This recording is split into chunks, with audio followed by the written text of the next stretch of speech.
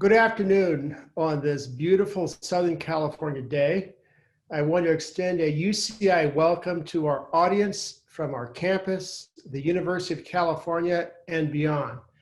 My name is Douglas Haynes, and I'm the Vice Chancellor for Equity, Diversity, and Inclusion. And I am so honored to moderate this webinar entitled Towards Social Justice with colleagues from Chicano Latino Studies in the School of Social Sciences and Urban Planning and Public Policy in the School of Social Ecology. The focal point of this webinar is 3 books that collectively explore and discuss ways to advance Latinx communities. The webinar is timely for a variety of reasons. As a federally designated Hispanic serving institution, we are proudly observing Hispanic Heritage Month. Indeed, advancing understanding about the Latinx experience and drivers of well-being forms one of our institutional pillars of our Latinx Thriving University initiative. This webinar is, for other reasons, particularly urgent. We are bearing witness to the cascade of impacts due to a global pandemic, an economic crisis, historic wildfires, a national reckoning about racial justice, and last, but certainly not least, a presidential election in less than a month. I now want to turn briefly to the format before we launch our webinar. I'll introduce the author, followed by the commentator, and ask a set of questions. At the end of the paired 3 discussions, the chat box will be open for your questions and comments. The program will last about an hour and a half, so let's get started. I'd like first to turn to my colleague, Professor Laura Enriquez. She's an associate professor of Chicano Latino Studies here at UCI. She is author of the book Of Love and Papers, How Immigration Policy Affects Romance and Family, in which she explores how immigration policies constrain the dating, marriage, and parenting experiences of undocumented young adults and limit intergenerational mobility within mixed status families. Laura, welcome. I have a question for you.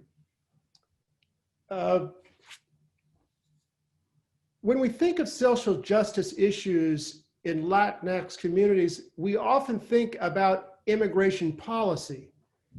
How does your book shed new light on how immigration policies affect Latinx communities? Yeah, that's a good question. So I think that immigration policy and undocumented status is particularly relevant in Latinx communities, as about half of Mexican and Central American immigrants are undocumented, and about a quarter of Latinx children have an undocumented parent. Right, so it's an issue that's at the core of things that this community has to deal with and manage and navigate in everyday life. And with the book, what I wanted to do is really show how immigration laws and policies are operating in everyday family lives of undocumented young adults, but also their citizen family members, right? So romantic partners and children. And so in the book, I trace sort of dating, marriage, and parenting, and how status intersects with gender throughout this process and really creeps into the very sort of personal aspects, right, of everyday life, including who folks are dating, if and how they advance their relationships, but also how they are sort of performing and experiencing their roles as partners and parents. And really sort of showing that these policies have enduring consequences in the ways that they shape family formation processes in very lasting ways for undocumented young adults. And I think one of the other more or additionally important sort of consequences is the fact that these consequences are enduring over generations as policies are cascading within families and really punishing romantic partners and children despite their US citizenship. And this is one of the findings that I think is particularly relevant to questions about how we think about social justice for immigrant communities, because it really expands how we're thinking about this population being affected sort of beyond the immigrant generation. And we can see this in the experiences of the citizen partners and children in very immediate everyday ways in terms of sort of witnessing the exclusion of their partners and parents as they're sort of helping them negotiate barriers related to undocumented status, perhaps driving without a license, and children sort of talking about children learning to sort of watch for police, right, or partners driving the family everywhere to sort of guard against these effects. Also sort of having the same sort of negative material consequences and sort of shared financial strain and the threats of deportation or family separation. And then this also cascading to have sort of larger emotional tolls as families and family members are negotiating the constraints associated with undocumented status. And these are really extending very deeply into families and communities, really constraining integration over generations. And I think one particular example that sticks with me a lot is the case of Aaron Ortiz, who, as I'm interviewing him, is watching his 18-month-old daughter sort of run around the park and chase birds. But then he's really reflecting on the fact that he's already anticipating that his daughter is not going to have the same opportunities as her peers who have citizen parents, right? That his undocumented status is going to limit his ability to be able to provide for her opportunities from preschool to college, right? He's really taking the long view of this. And at this point, he's sort of, looking to her children, right? Already thinking about the next generation, and maybe that is the generation that will finally have the opportunities that he wasn't able to have because his daughter still isn't going to be able to escape his undocumented status. And I think that's, really powerful, right? That we're having that undocumented young adults are already thinking, multiple generations in to try and imagine equal opportunities for their children and their families. And I think the second sort of novel finding that has implications for how we think about social justice for immigrant communities is really about the limited effects of relief due to prolonged undocumented status, right? So the longer that we're waiting to create relief, the less potential effects it might have. Or the more constrained those effects might be. So what we've seen a lot of the conversation around DACA be so far, right, is that DACA opens up opportunities for integration, right? That folks are able to transition into better jobs, other kinds of things. But really what I see is, yes, that's true, but what this sort of means in terms of family formation is that the opportunities afforded by DACA really had to align with sort of their process through the life course and through the family formation process. And I think Rafael's example is one that's really powerful because he was sort of negotiating his undocumented status, really feeling like he wasn't going to have a lot of opportunities because he was undocumented. He anticipated that his girlfriend of multiple years was going to break up with him soon because he wasn't able to transition to marriage, and she was starting to expect that. But then DACA happens, right, as they're confronting this issue. And he's able to propose. And when I interviewed him again 2 years later, they were, a month away from their wedding. So really DACA for him happening at a very important time where he's able to translate those opportunities into, in this case, right, transitioning to marriage. But this also sort of, we could see this in other aspects of their lives, but also around children's ability to the parents' ability to provide for children, right? So really thinking overall that we need to examine these unexpected enduring consequences when we're thinking about social justice and ways to sort of insulate not only undocumented immigrants, but citizen family members from these negative effects of immigration policy. Wow, that gives new meaning that personal is political. I want to welcome a distinguished commentator, Professor Cecilia Minivar, who is professor of sociology and Dorothy L. Mayer Social Inequities Chairs at UCLA. Her research focuses on the structural roots of inequalities and how state power manifests in the microprocesses of everyday life in various contexts, particularly among Central American immigrants. Professor Minivar, I want to ask you, what is a key finding from Professor Enriquez's book that you found the most intriguing? So much for the invitation, of course, to participate on this very special panel of 3 books by wonderful Latino scholars. This is really quite special in many ways, and so I want to thank for the invitation. So I'm going to comment on the book. Oops, I don't know if you can see it. It's Here we go. I am going to probably repeat some of the things that Laura already mentioned, but from a different angle. So for me, I see a central contribution of the book as one of the central contributions is her close-up look at how immigrant families, especially Latino families, are so deeply shaped and transformed by the overall architecture of the immigration regime today, by both its legislative side, but also its enforcement side. She develops two concepts that I find particularly generative theoretically, but also policy relevant. The context of illegality and the multi-generational punishment. So I think when examining family formation and what happens to Latino families, one will need to turn to her work to understand what happens inside as it is affected by broader forces. She examines in depth how economic, educational, and social instability in Latino families result directly from the various strategies of control and exclusion embedded in immigration law, including the multiple and increasing obstacles to family reunification and formation through marriage, while at the same time enforcement practices expand to envelop ever more family members. Through a chronology that she already walked us through with specific examples, through a chronology of family formation, starting from meeting potential partners, where to meet potential partners, dating, deciding to marry or partnering, through all the way through having children and what the children will do. Enriquez shows us how at each step, at this crucial decision that is made in each of these moments in family formation, institutions and practices of the immigration regime disrupt, derail, transform family processes in profound ways, with severe consequences for all family members, regardless of legal status, regardless of whether they're born in the United States or abroad.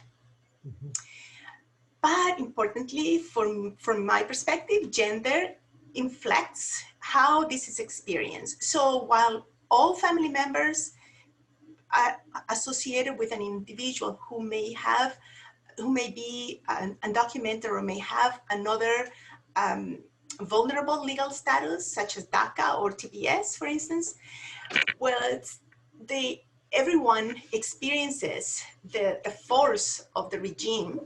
Not everybody within the family experiences it in the same way, because gender intersects in very important ways to shape those experiences.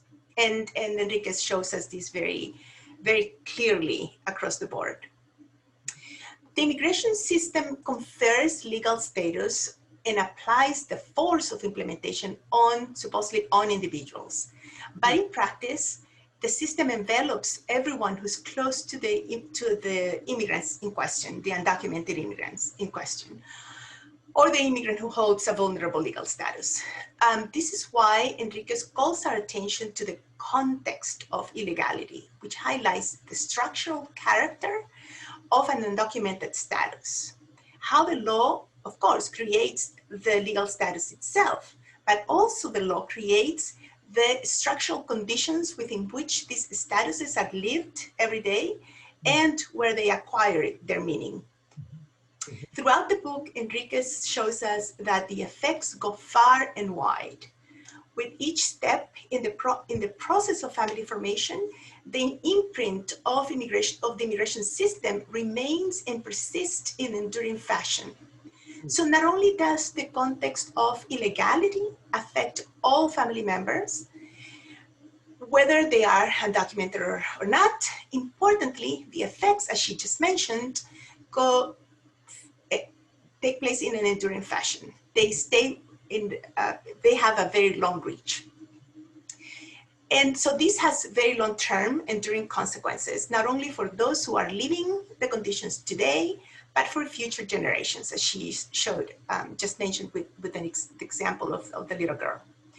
So she advances the concept of multi-generational punishment to call attention to how a context of illegality produces and reproduces inequalities in enduring fashion for Latino families. So that undocumented status creates experiences that closely parallel those of racial minorities to become a critical axis of stratification today.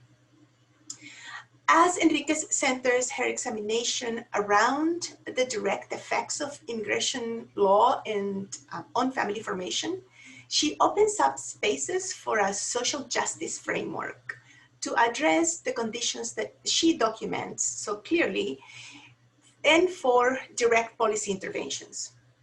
Her book provides grounds for informed discussions about potential changes to immigration law directly. Given the strong argument about the deep and wide effects of the current system, the findings from this book should inform policymakers about the effects on a broad range of individuals affected now as well as in the future. Economic disparities and inequalities that multiple generations will experience in the future. The book offers direct recommendations for changes that can be made not only in the context of immigration law and the immigration system, but also on immigration policies. That is, the policies at all scales of government that can shape access to social resources, social services, driver's licenses, programs to alleviate poverty, health, access to healthcare, etc. So I think the two main concepts that Enriquez advances in this book, the context of illegality, which highlights the broad reach across all family members, and the concept of multi-generational punishment, which calls attention to the enduring effects of this status, should transfer readily to the policy arena to enact sound, humane, and just immigration laws and policies. Thank you so much. Thank you so much, Professor Navar, for that very penetrating comment about the takeaways of Professor Enriquez's book. Before we move on, I just want to remind people that you are welcome to send questions into chat, and we will take them up in the question and answer segment. In the meantime, I want to invite my colleague, Professor Maria Rendon, who is an associate professor of urban planning and public policy here at UCI. She is the author of Stagnant Dreamers, How the Inner City Shapes the Integration of Second-Generation Latinos, which describes the challenges second-generation Latinos face coming of age in their inner city. Many social justice issues, Maria, concentrate in our cities, and the most affected communities in many American cities are predominantly Latinx. How does your book help us understand what these social justice issues are in the Latinx inner city? Oh, hello, everyone. Thank you so much, Doug, for that question. Yes, so in my book, Stagnant Dreamers, I call attention to spatial inequality as a social justice issue. And I specifically look at the way in which segregation and poverty concentration in the United States, it's shaping the way immigrants are adapting to and the way the second generation is integrating to American society. So for quite a while, we've known that growing up in high poverty contexts is associated with a number of poor life outcomes, from worse health to fewer years of schooling, lower earnings over the life course, and relative to those who grow up in more affluent or more integrated settings. The current pandemic, I think, has brought that to bear very strikingly. And so in the book, I actually document the social processes that help explain why it is that these urban contexts, these neighborhood contexts are limiting the social mobility for children of immigrants. And in my book, I actually focus primarily on the US born, although I do have a couple of folks who also did not have legal status here in the United States.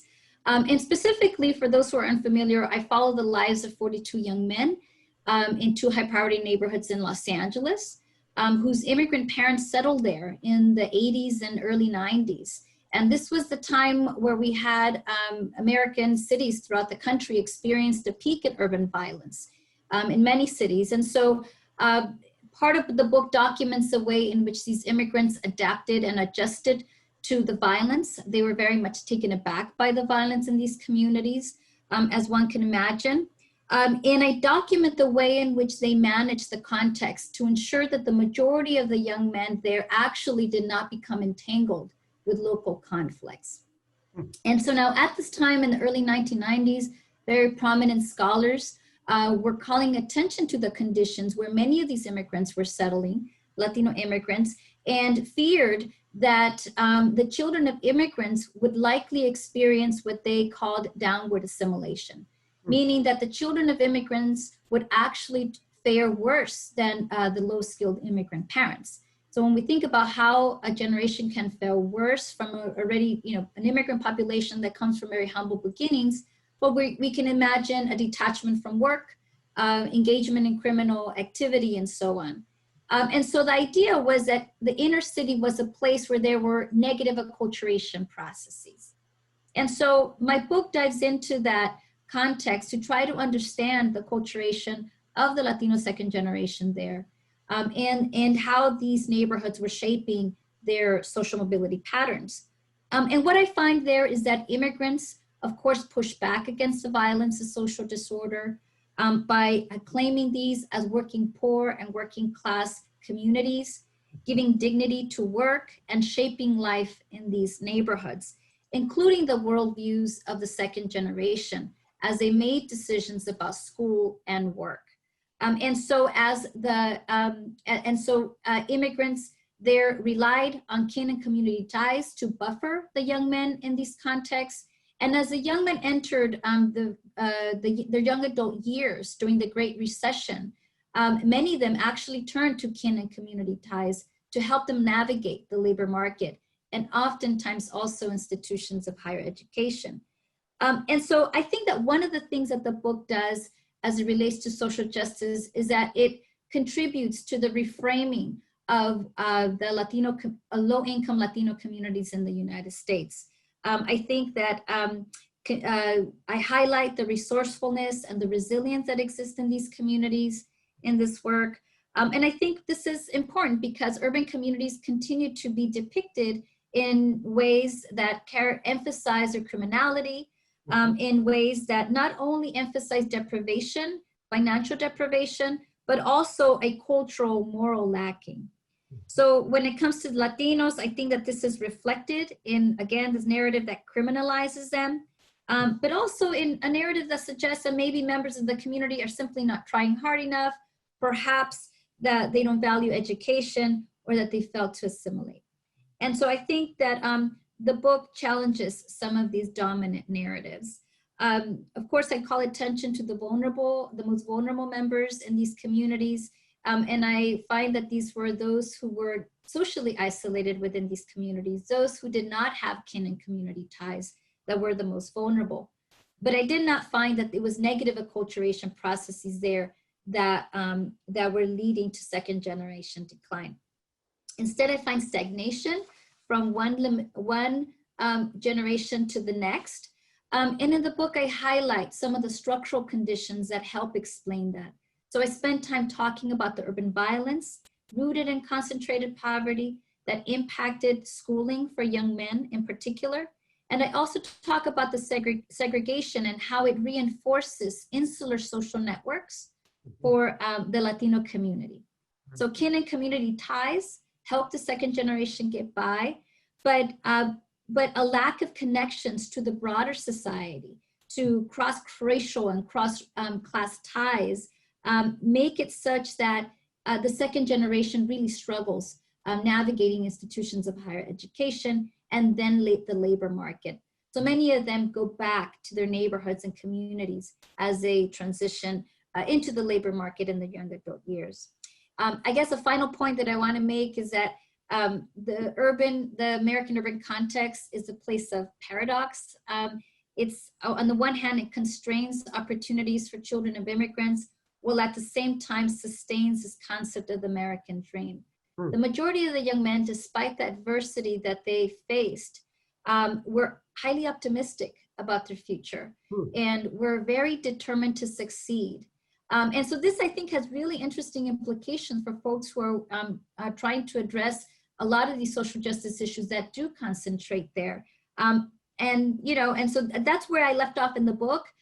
Since the study ended, I think that there have been, however, some significant shifts in American society. And I do think that the second generation is probably thinking differently these days about American meritocracy, as I think that there's been a significant shift in their race consciousness, specifically for the children of immigrants. So I'll end there.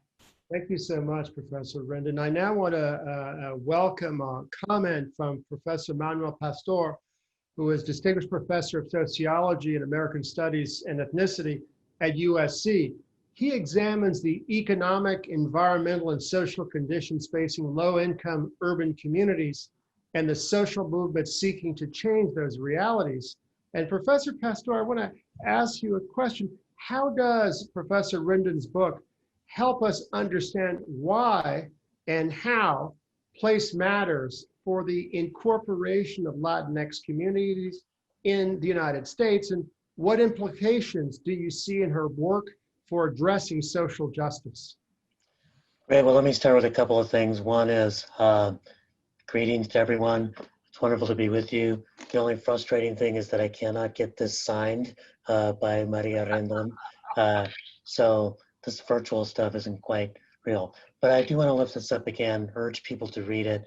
It's a very remarkable book, and I'm going to highlight a couple of things that I think are remarkable about it in terms of insight, and then one or two things that I wish in terms of pushing the social justice envelope could have been explored a little bit more.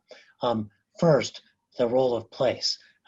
Maria is doing a great job talking about place, and perhaps it would be unsurprising to her that I spend most of the book guessing which places, which organizations, etc. In fact, running demographics on South LA to figure out exactly what neighborhood you were masking.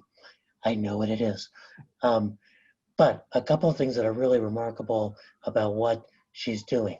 There's this kind of literature really that still comes out of the culture of poverty framework that blames some of the lack of progress of the second generation on cultural attributes.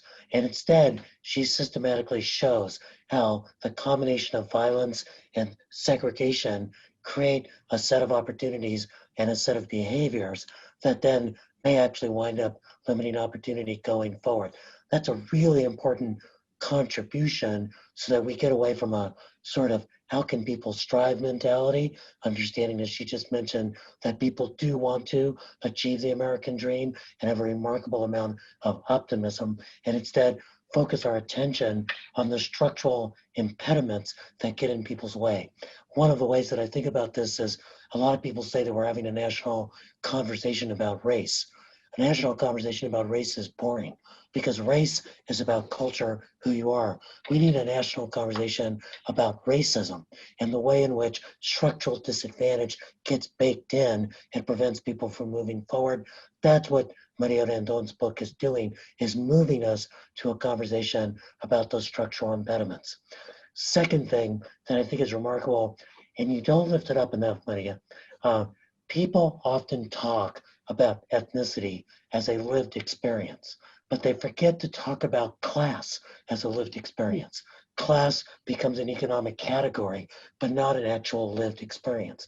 And Maria Rendon's book is rich in describing working class Latino culture and the value that it places on work, the value that it places on solidarity, and the way in which that actually is a culture that's a successful culture for people to get ahead and to be driving themselves away from the temptations that sometimes exist in these communities. So that's another really important contribution, taking class seriously as a lived experience.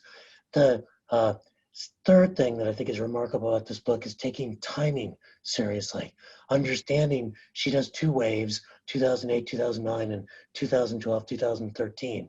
And understanding that timing really makes a big difference in the way that people are conceptualizing themselves. The second period being one where talk is just breaking open, and maybe there's an opportunity to see a little bit more different than the 2008, 2009 recession. And indeed, I wish you'd been able to be back in the field in a later period, because I do think some of the consciousness issues you were talking about, we've just been in the field over the last couple of years in South LA, and there's something that's really important that's going on there around political consciousness that wasn't going on there as much before, because as Maria rightly points out, in particular, a lot of the immigrants who came in the 70s and 80s tended to shut in and shut out. They came in a period of tremendous violence.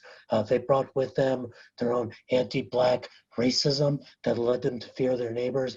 They shut in and shut out from the world. And a lot of their kids are no longer doing that. So 3 remarkable contributions, aside from paying attention to place, focusing in on violence and segregation, focusing in on class as culture, and focusing in on the notion of timing.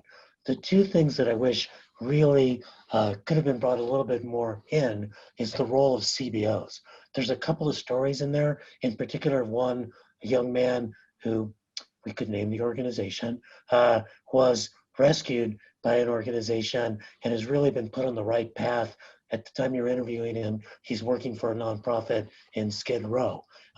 And that is the way in which CBOs have been able to provide a lot of hope to youth. And there's a lot of youth organizing that, granted, is stronger now than it was in 2008 and 2012, but it's a really clearly important part of the story.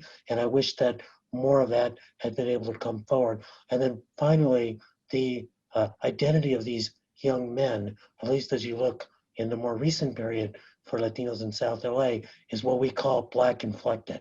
That is, they grew up so much with African-American friends, lovers, folks they're on sports teams with, that their identity is not just immigrant and not just Latino. In fact, if you're, and I'm sure this came up for you, Latinos from South LA are very distinct from Latinos from East LA, even in the music. I mean, who else listens to ska punk but South LA Latinos? I guess in Pacoima as well. So that a little bit of those kind of distinctions, I think, would have made a bit richer, because we would have thought a little bit more about the political possibilities of coalition building, which I'm sure were sort of there in some of what you actually heard on the side, but I wish had come up a little bit more. But a remarkable book, buy it. I'm sure it's about to be made into a major motion picture. After all, this is Los Angeles. Thank you, Professor Pastor, for that terrific comment and pitch for a Hollywood movie. Before we move on to our next author, I want to remind folks to submit your questions in the chat box and Q&A, and we'll take them up at the conclusion of the panel discussion. Now I'd like to turn to my colleague, Professor Michael Mendes, who is an assistant professor of environmental planning and public policy here. He is the author of the book, Climate Change from the Streets: How Conflict and Collaboration Strengthen the Environmental Justice Movement. It tells an urgent and timely story of the contentious politics of incorporating environmental justice into global climate change policy. And Professor Mendes, I'd like to ask you about climate change. It disproportionately impacts communities of color. In what ways does your book examine conflicts around the development of more justice and anti-racist climate change policy? Thank you, Vice Chancellor Haynes. It's a great opportunity to be here. Thank you for this opportunity and that question. It's very timely for the moments that we're living in. To put it in context, as it was mentioned earlier, we're experiencing compoundings of disaster, fires, blackouts, heat waves, hazardous air quality, and as we know, this is disproportionately affecting low-income people of color. And we're in essentially a climate crisis, a climate emergency. And to go off of what Professor Pastor was talking about recently about coalition building, my book really focuses on these ideas of coalition building, particularly in the policy-making process.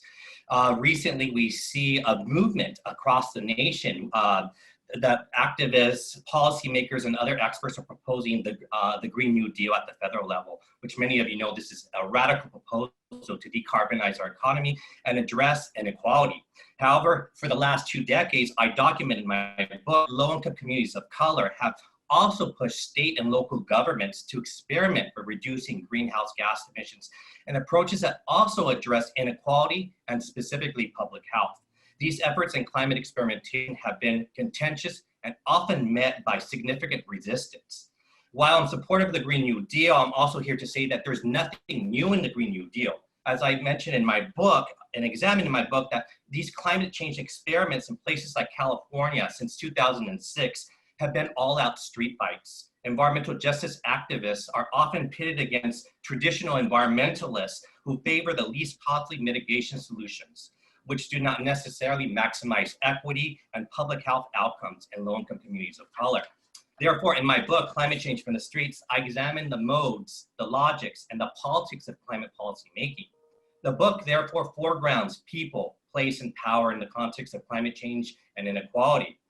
Oftentimes, we think of the science of climate change as being clear and objective, but these decisions around climate change about how to respond to its effects remain contentious.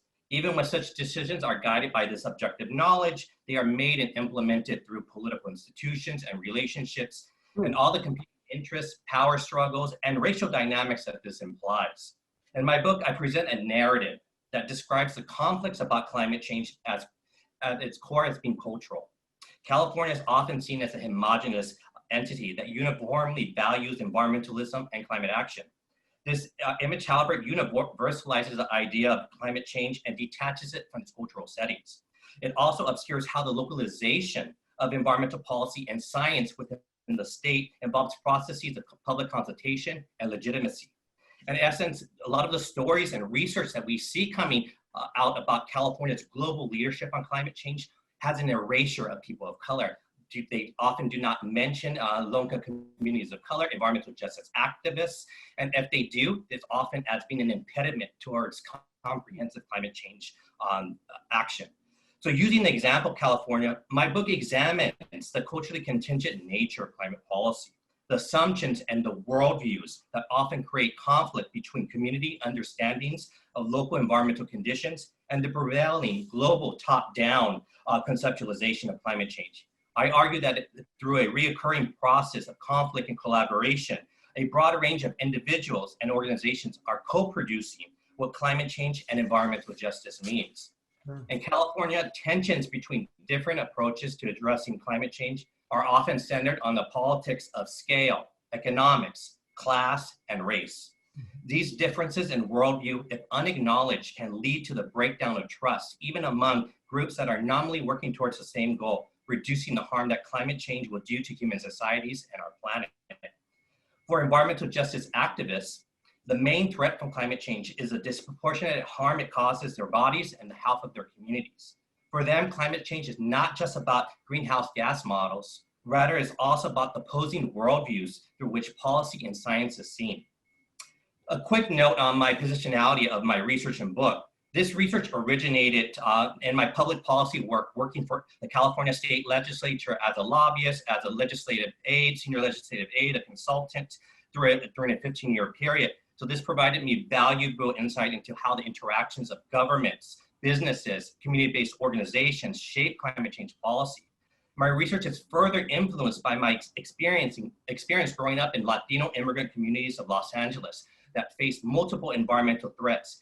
As a youth in low-income communities such as Pacoima, I was surrounded by people resisting environmental injustice, whether protesting the siting of landfills or organizing to demand the cleanup of toxic properties. They sought to understand how these situations originated, to develop alternatives, and to imagine new environmental futures.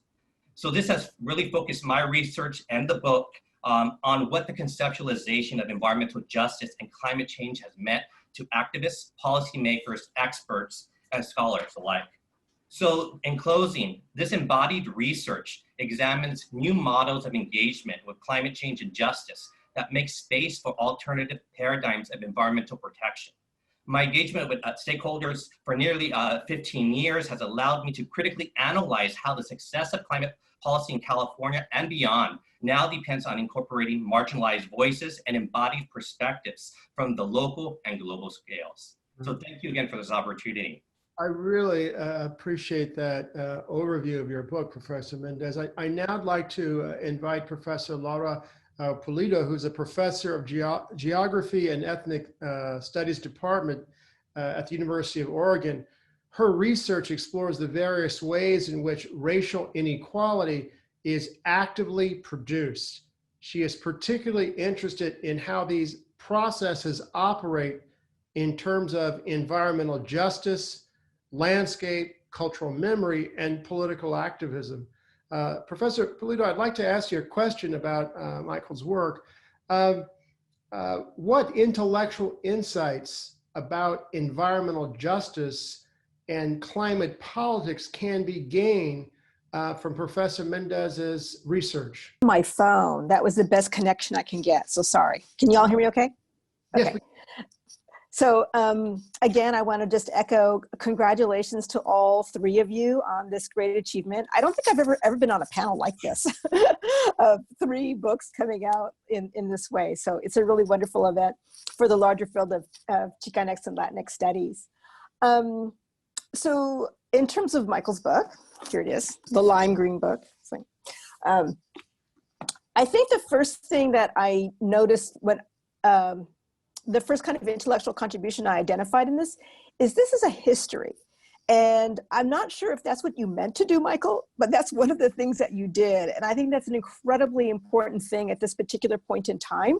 As we all know, the federal government has not acted upon climate change in a significant way, or a lot of efforts have been, have been come to naught. And so it's super important what happens, of course, at the regional and the state level. And you're documenting for us what has happened over this period of time. And what happens in California, again, you're all in California, you might take it for granted, it's quite exceptional. It's quite exceptional. Over the last several summers here in Oregon, the Republican legislatures, they actually fled the state to Idaho and other places in order to have a quorum to actually debate and vote on climate legislation. So the fact that California has been able to put this together in this way with all of its, problems and, back and forth, it really is a quite remarkable story. And that's a huge contribution that you are providing for many people. The other thing I just want to point out, which is something you touched on a bit, Michael, is your experience in this, what you bring to this text. It's not common for, particularly in the field of Latinx studies, for somebody to have the experience that you do and then to go on and to write an academic book around it. It really is quite, it stands out quite a bit. It's quite remarkable. And I'm really glad that you did that, offered your particular perspective in what's going on. So some of the other, my second major observation, contribution I think you're doing is, your major argument is that through conflict and collaboration, that the environmental justice agenda is able to move forward. And I think you prove your point. I think I would shift it a little bit, and you actually, I think, are showing how it's impacting the state more than anything, I think, itself, rather than EJ, or how the EJ is being manifest within the state and within policy. And that is very important. And this is something, of course, radical activists and scholars of radical activism have pointed out for decades, by having much more dramatic or radical demands that allows for a kind of infiltration at the state level in a more modified form. And that's clearly what we see going on here. And it's very important that you document what exactly has happened. In order to do this, Professor Mendes develops these ideas of what he calls carbon reductionism versus climate embodiment, which I think are really useful kind of framework to think about this. Climate reduction is the idea that on the part of mainstream environmentalists, as well as many state regulators, is we just need to focus on reducing the numbers in terms of climate emissions, with scant attention to place, human bodies, community experiences, the emotions, changing landscapes, and all those kinds of things. And it's EJ activists who have a much more robust conception about what is happening that he calls climate embodiment. I think it's a very useful kind of framing that many people will use going down the line. So that's a really important contribution that you're making. I think the third important contribution that you make is thinking about social movements, which is a subject near and dear to my heart. And I think what you're giving us here is kind of a long perspective in terms of the climate justice movement in California. But it could have gone longer, and you do allude to this. And I know there's limitations of page count, right, that you've got, or word count that you've got. What we see, oftentimes people will say about movements, oh, they failed because they lost a battle. And you do a really wonderful job of showing like, okay, they lost this battle, but then they regroup and then they did this, right? So we see like 2 steps forwards, 1 step back, right? We see the fluidity, the dynamism, and how movements build upon each other in terms of capacity, knowledge, connections, right? All those kinds of experiences. To me, there's kind of like no such thing really as a failed movement. Even if you're just thinking about levels of political consciousness and how they spread through generation as well as over space. And that's something that you document really well. When I talk about the larger movement though, we can even go back to the environmental justice movement, which you referenced early on. And in some ways we see a lot of the similar dynamics, right? Those questions about scale, about space, about, measurement, about, technocratic knowledge versus local knowledge and things like this. So in some ways we see kind of waves, cyclical waves happening, which they build upon each other and then also mutate in all kinds of other different kinds of ways. So it's a really valuable contribution in terms of thinking about social movements. One of the things where I also think you could have gone further in social movements is I think that you present a somewhat unitary vision or view about what constitutes the EJ movement. And what you're really talking about, it seems to me, is the EJ movement that is engaging with the state, which is many and large, right, through the various coalitions and things like that. But I think to go back to something that Manuel said, I think there's also important class differences here in different segments of the EJ movement. And you certainly do talk about the conflict, and this that part of me kind of would like to have heard more about that. I found that really, really very interesting. And the last thing I'll say in terms of contributions is the politics of scale. That's a really central part of your book, and it comes through loud and clear, and it's a tremendous contribution.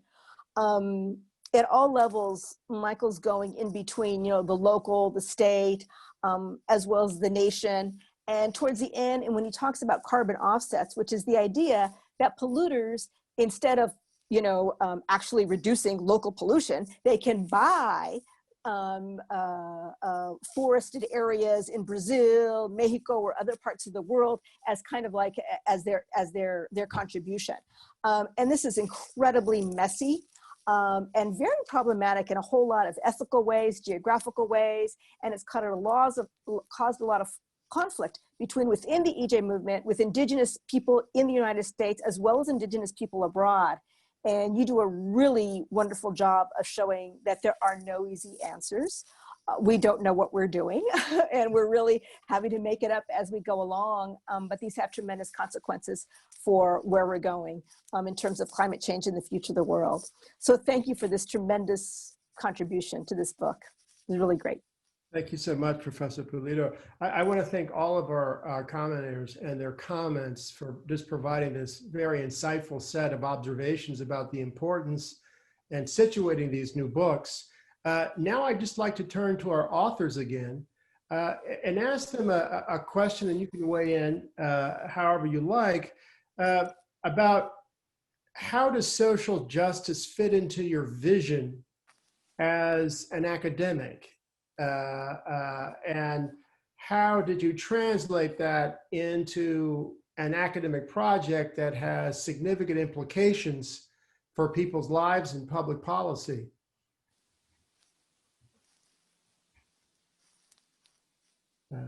Don't be shy. I think that that's been at the core of, what I thought academia was. I didn't realize that that was maybe a naive way of thinking about academia coming into it, but it was the academia that I know, and it's the kind of the piece that I've tried to stick to, and really keeping my goal around trying to uplift voices, right? And I think that was what I was trying to do in this book in particular, was when I was doing work on educational equity and social movements and having conversations with undocumented adults, the things that were coming up in our, random chat, and like going out to get tacos and things like that was around dating, right? And dealing with all of these very intimate effects. And I think listening to that and realizing that nobody was talking about that, right, in academic spaces, and really wanting to uplift those voices and experiences and think through that in ways that would do justice to their words and what they shared with me. I think that's something that I held with me as I was doing all of that writing. And I've continued to do that in sort of the new projects that I've taken on since, with even more attention to focusing on policy implications. And yeah. Thank you. Professor Rendon, was this an accidental project or part of a broader set of priorities?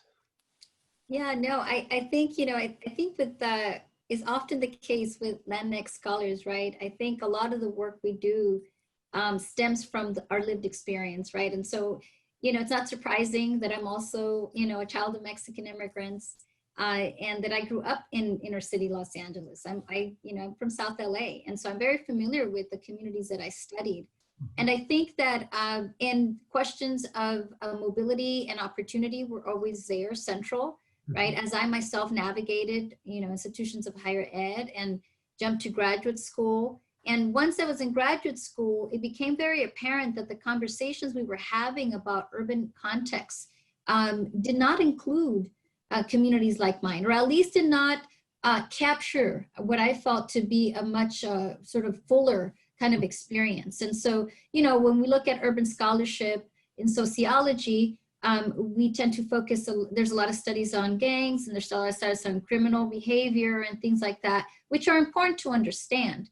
But we're so skewed in that direction that we forget the larger community, right? And so in my research, I was hoping to capture through this diverse sample of young men, sort of the broader experience in the community. And I think when we open up our lens, right, we have a broader lens, we're able to see other things, right? Both the resilience as well as some really, it allows us also to see shed light on some of the structural issues that create these vulnerabilities for very specific members of the community. And so, so I think that, it stems from my background, I think, in concern with urban communities, and hoping that we can expand the conversation so that Latinos in the Latino community can very well be part of these conversations regarding urban poverty and segregation in the United States. What strikes me about your comment, Professor Rendon and Professor Enriquez, is that you're building and recasting fields of study. And I wonder to what extent, Professor Mendes, as you think about your own career arc, your experience in the legislature, and how that informs your scholarship, but did you always think that that would be your next step in your career, that you would move out of the legislative space into the academic space? Thank you. That was always in the back of my head. I did my master's degree. I went from undergrad to graduate school back to back. So I did my master's degree at MIT and had a thesis there focused on Latinos and sustainability and development. And that got a couple of play. I was teaming up with the former HUD Secretary, Henry Cisneros, and we were doing a couple items of looking at sustainable patterns of Latinos in development. And I wanted to pursue a PhD, but I was also very drawn into policy making and politics and wanting to have a more direct experience. So I entered the legislature, and back in my head, I always wanted to do this. And then I started focusing on environmental justice issues more strongly. And I quickly saw both in the legislative politics side, the science side, the consultants, the lobbyists were all white males, straight white males. in this area. And the academics that they would also bring in were primarily white individuals. And I really wanted to be able to go back and be able to tell the stories and the research, policy relevant research, as well as the history of our community. Mm. And to issues. So I would say, yes, this has been something on the back of my mind, but when I did go into on-the-ground political work, I really saw the lack of diversity within particularly the environmental movement, which continues very much today. There are very few scholars that work on this that are people of color and continue to be. And to address Professor Polito's comment about, did I intend this to ever be an environmental history book? Initially, no. But as I went along, I saw that there was a very wide void of scholarship that told the story, particularly of California and people of color. And usually when I do a book talk, I have a redacted photo of this in California environmental history book written by one scholar. I redact it, but it was published by a major academic press. And this bills itself as the definitive history book of California's contemporary environmental movement. And an entire 300-page book, they mention people of color twice in sentences and did one footnote. So that actually really angered me in 2008 and focused me on foregrounding people of color in this movement. And of course, now doing obviously policy relevant research. Thank you so much. And I want to ask this question to our distinguished panel of commentators. As you sort of consider these books in the context of our current set of crises, the pandemic, wildfires, an economic crisis, a national reckoning about racial justice or racism, as well as the looming presidential contest. What do these books have to teach us about moving forward, finding the light and moving through the light at the end of this tunnel that is being beset by various crises? And I'll just begin with Professor Pastor. So I'll pick up on a book I read, but I guess I didn't have to because I wasn't reviewing it. Again, this really remarkable book by Michael Mendes. And I wanted to say two things, one which gets to the issue. As Michael knows, because I play a role in chapter 5, I know a lot about what happened in terms of the behind the scenes stuff that was going on to lift up EJ issues within the state of California. And what's remarkable about this book is it gets it right. And Michael, I know at times when I was reading it, I was like, how did you know that? How did you know what was going on behind the scenes with the EJ groups and behind the scenes with the political figures? And while you don't give it all away, everything I ran into in the book was accurate. And that's, it's theoretically very smart, but its accuracy is to be applauded as well. And there's one central message which is relevant to our times, which is you don't win when you win a policy. You win when you keep organizing to make sure that the policy is implemented in a way that is just and equitable and includes people of color. So when addressing the need to reduce carbon in the state of California, that's a major win. But moving it in the direction of actually dealing with environmental justice took tremendous struggle around creating a cow and virus screen, around building that into some safeguards on cap and trade, which is dangerous along with offsets for all the reasons that Laura was mentioning, having to do with redistributing dollars through the Strategic Growth Council. And one of the reasons why this is important, if we're looking at the polls, there is a prediction right now, of course, that Biden will win and that Trump will lose.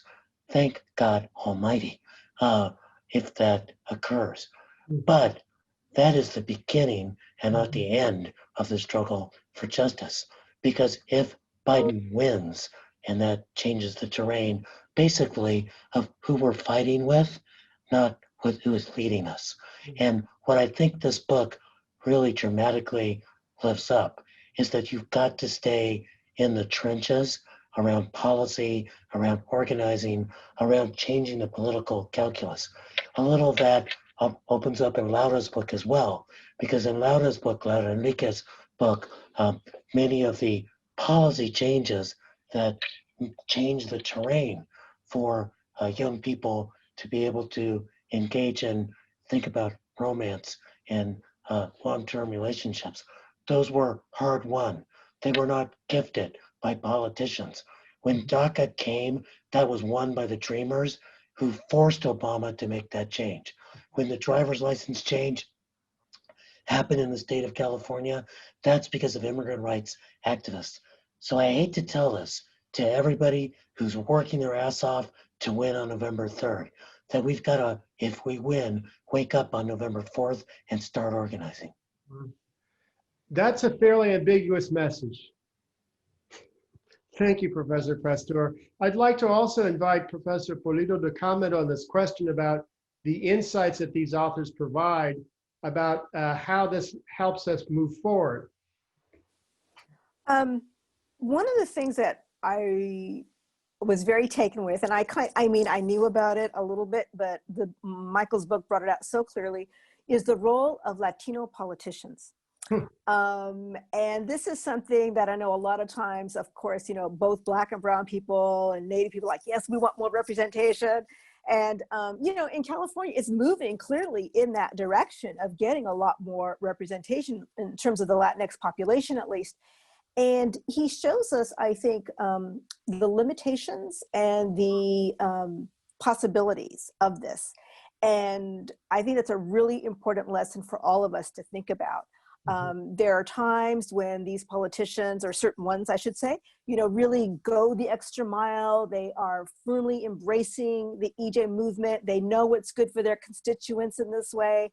And other times they kind of sell them out, So this is very important for us to think about, of course, and always the caution about how much trust, if any, you put in politicians. Even people from your own community. And at the same time, the flip side of that, I'm going to echo exactly what Manuel said, is about the power of social movements.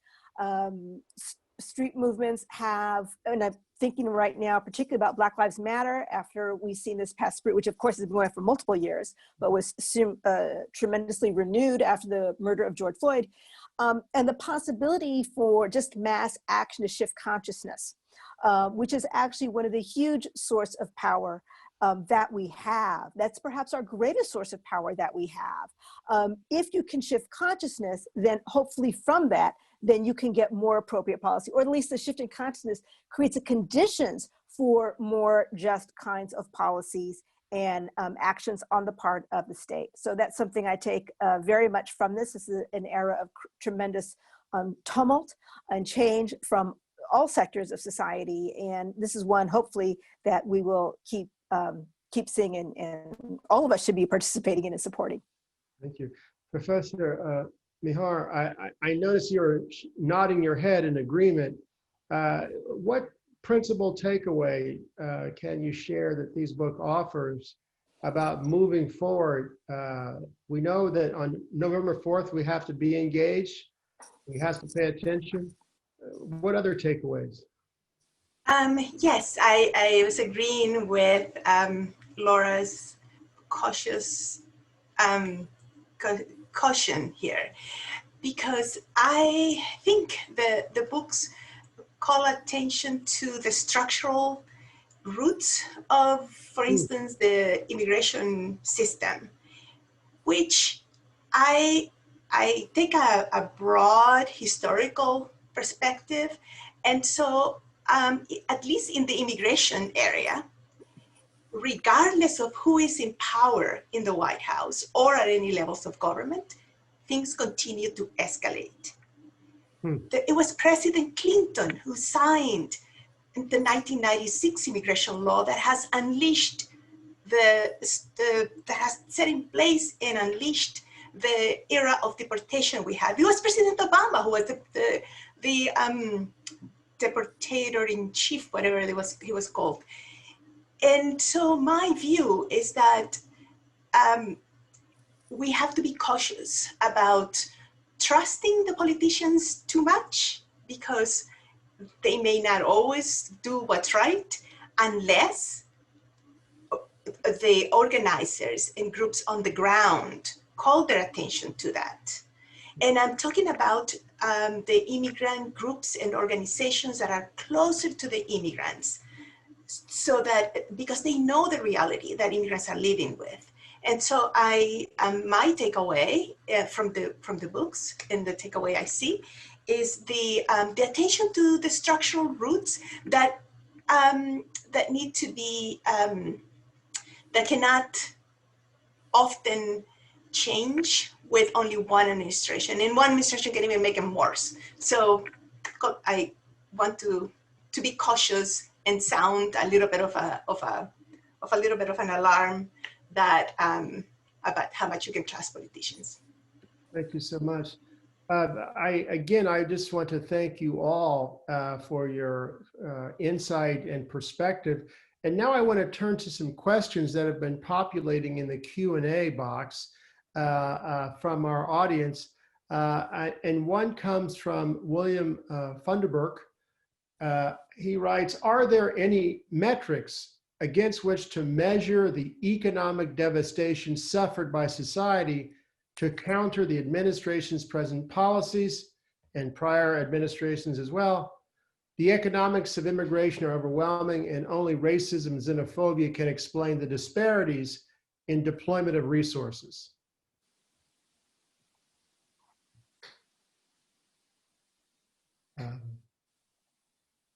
Any immediate response to that? Well, let me take this as an opportunity to advertise my own wares.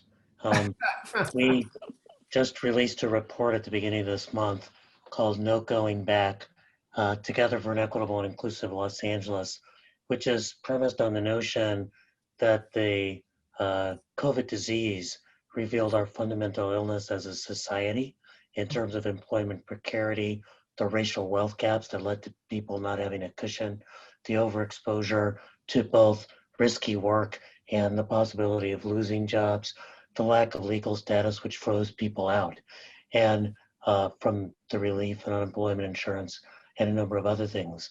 And as a result, sort of conceptualizing what we need to do as a recovery is the wrong thing, because who would want to go back to a normal that was so dysfunctional and racist and unequal and precarious? And then we need to go forward to a future that we've never seen before, that we need to imagine. So that's, I think, part of an answer to that question. And we actually calculate that if we could close the racial disparities in LA County, we could add $300 billion a year to the GDP of Los Angeles County. That's a lot of money. And it would come from the fact that justice actually is not just good for our souls, but it's actually good for people's pocketbooks and for the overall economy.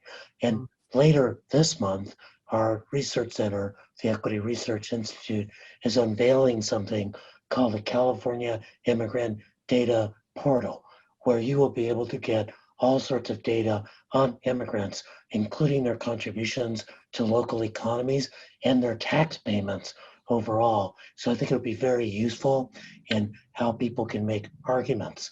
It's called the California Immigrant Data Portal. And here's the super cool thing about it, aside from the fact that it's got all this great data. You will be able to download the data, figures, and PowerPoints.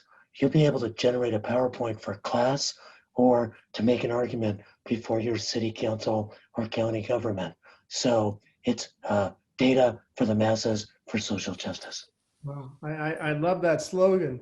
And this actually leads onto another question from Alina Mendes. She has a question for Dr. Mendes. Do you see differences in the ways Latinos organize in regards to climate change? How does region class, or occupation shape these responses? Great, thank you. And that question from Alina Mendes, we're not related, she just has a great last name.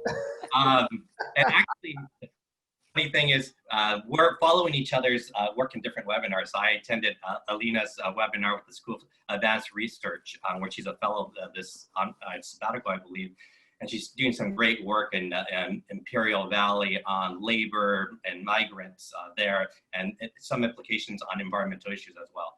So that question is very important, and that's where my next line of research is really looking at migrant communities, particularly migrant farm workers, and disaster planning and climate adaptation planning, and how we see that because of structural racism and cultural norms of US citizenship, how migrant communities are rendered invisible in terms of disaster policy, and how they're not considered worthy disaster victims. So there's major gaps in the public policy system because of racism and cultural norms about US citizenship. And we're starting to see, and it's been around for a long time, obviously with the United Farm Workers, but more so now in the climate movement, we see this intersectionality of social movements, both environmental justice groups and social groups. And they're working on climate change because immigrant rights groups are now putting climate change front and center, understanding that the impacts of climate change are disproportionately affecting Latino migrants, farm workers, and particular heat waves, wildfires, drought, and hazardous air quality working conditions. So the major thing that we see in these social movements that are intersecting for decades, and more so in context of climate change, is this focus on embodiment again, and public health and safety of families. So both movements really focus on this idea of how these impacts are real, how does it affect our bodies, the bodies and lives of our children. And that's been the strongest framing that I've seen around this intersection between immigrant rights movements and climate change or justice movements, is this idea of focusing on real outcomes, real impacts to the family, to the human bodies, and to our communities. So then there I would argue again, and the last point is, again, is just focusing on how this is affecting our families and our children.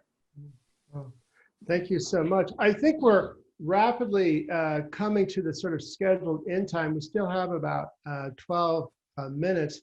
And I want to use this time to do a lightning round of questions, whereby I'd like everyone to share one takeaway that you'd like the audience to remember and to know.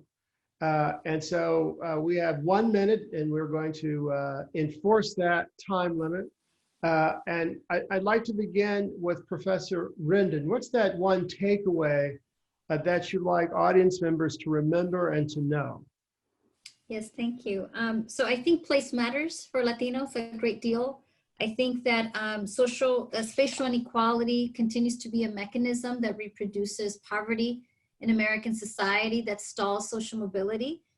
Class and racial segregation is not something of the past. It's something that is still with us based on not only a legacy of policies and practices, but ongoing policies and practices. So I think it's really important that we pay attention to the national rhetoric.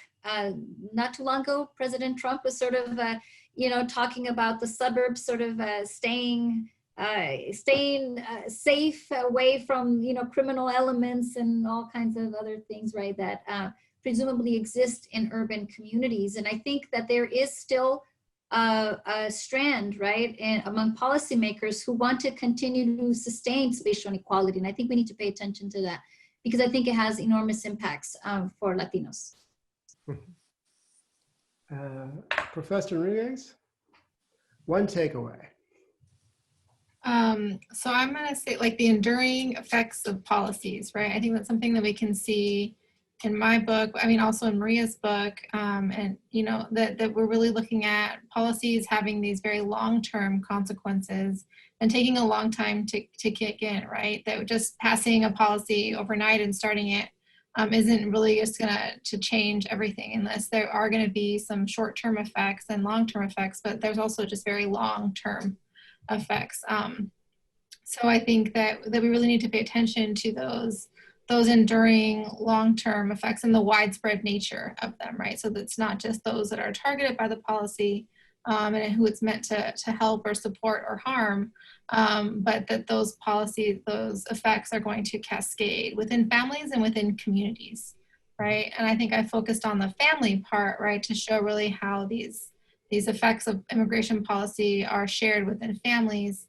But we also, those are also, you know, shared within extended family members, right? Within communities, you know, amongst peers at school, right? And really thinking about the social ties that we have within families and with communities, and really needing to recognize that those are the ties through which these policy effects are shared. Professor Mendes? Thank you. I'd like to continue the discussion that has been mentioned about social movements matter, and that the need to have coalition building and expanding our coalitions to be more intersectional and bringing more people under the tent for these policy issues. And in understanding that issues around climate change are can be very technocratic, very technical expertise about whose knowledge is considered valid and whose isn't. And a social movement and environmental justice movement, the most technically sound plan, but without some exercise of power, it will never get to. So that power of social movements, that power of the power of lawsuits and other types of oppositional tactics is important. And as we go into federal elections, it's important to remember that. But also a key takeaway is the value and the importance of the inside-outside game. And I know Professor Pastor speaks a lot about this in his own work. And in my book, as I trace environmental justice activists through a multi-scalar process, how they move simultaneously from the local scale to the statewide scale, to a regional scale, to a national scale, and to global spaces such as the United Nations. But within all this area, these spaces, their understanding and developing knowledge, of course, and contributed knowledge, but understanding that they cannot just be outside the tent and protesting with signs or enacting lawsuits. It's important to create allies within the legislature or other government bodies, and then also put their own activists in these positions as experts. So we see this changing dynamic in California where the Latino caucus with these other social movements really put pressure on the governor and others to appoint people of color, and particularly Latino, on important governing bodies, commissions, the Air Resources Board, the Energy Commission, that had real impact in our communities. So, and then also having people in the governor's personal staff that are also Latino and environmental experts. So that's a key issue, this idea of inside-outside game.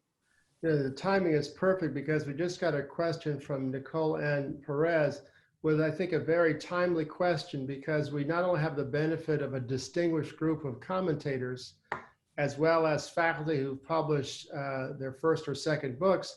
Nicole has a question that's particularly relevant. What advice do the authors have for Latinx scholars that are starting to work on their first book project? You remember that, right? Any advice? I guess, I'm asking the senior scholars or anyone? It's open. So in fact, we can start with Professor. I'd like to say something. I think sometimes in academia, we try to, you know, we put, and, you know, I teach methods, and we put so much emphasis to, you know, theory and methodology, all really important components of our research.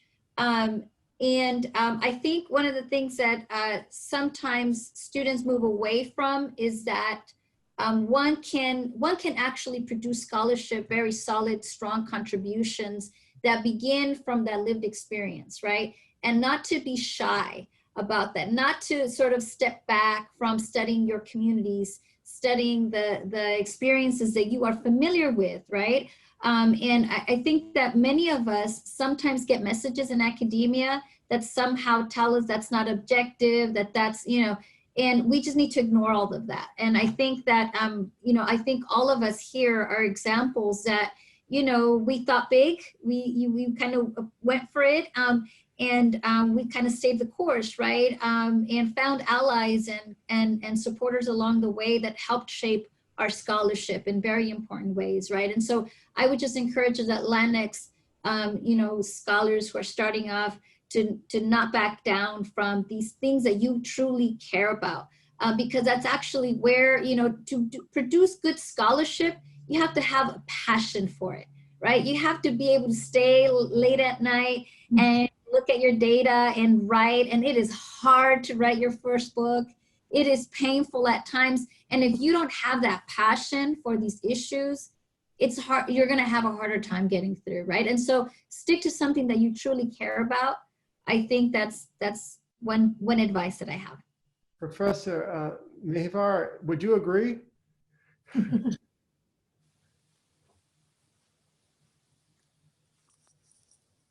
Oh yeah, of course, of course. And one, I was going to mention something very specific that Maria just raised.